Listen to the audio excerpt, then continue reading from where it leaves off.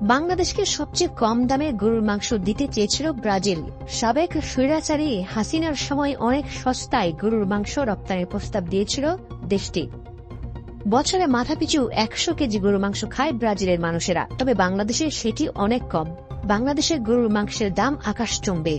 ধনী গরিব সবার মনে চায় অন্তত সপ্তাহে একটা দিন হলেও যেন গরুর মাংস খেতে পারে, তবে দাম বেশি হয় অনেকের পক্ষে সেটি সম্ভব হয়ে ওঠে না। তবে এবার আসছে বড় সুখবর। যারা গরুর মাংসের সাথে সাদা ভাত খেতে চান তাদের জন্য এ বড় সুসংবাদটি দিচ্ছে ল্যাটিন আমেরিকার দেশ ব্রাজিল। ব্রাজিল হচ্ছে বিশ্বের সবচেয়ে বেশি গরুর মাংস উৎপাদনকারী দেশ।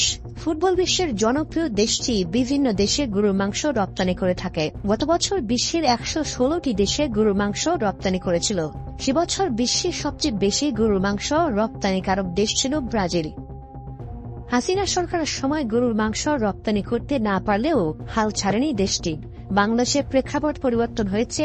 ড. মোহাম্মদ ইউনূসের নেতৃত্বে অন্তর্বর্তীকালীন সরকার ক্ষমতা এসেছে, ফলে বর্তমান সময়েও আবারও আগ্রহ দেখিয়েছে ব্রাজিল। সম্প্রতি বিষয়টি নিয়ে আলোচনায় আনেন ঢাকায় দেশটির রাষ্ট্রদূত পাওলো ফার্নান্দো দিয়াস ফেরেস।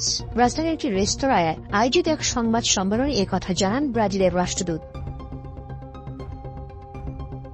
ব্রাজিলের রাষ্ট্রদূত সংবাদ সম্মেলনে জানান, গত এপ্রিলে $4.5 মার্কিন গরুর মাংস দিতে চেয়েছিল দেশটি। ওই মাসে ব্রাজিলের পররাষ্ট্রমন্ত্রী মাউরো ভিয়েরা ঢাকা সফরে এসেছিলেন, বিষয়টি নিয়ে আলোচনা করেন। সে সময় ঢাকার বাজারে প্রতি কেজি গরুর মাংস 800 টাকায় বিক্রি হচ্ছিল।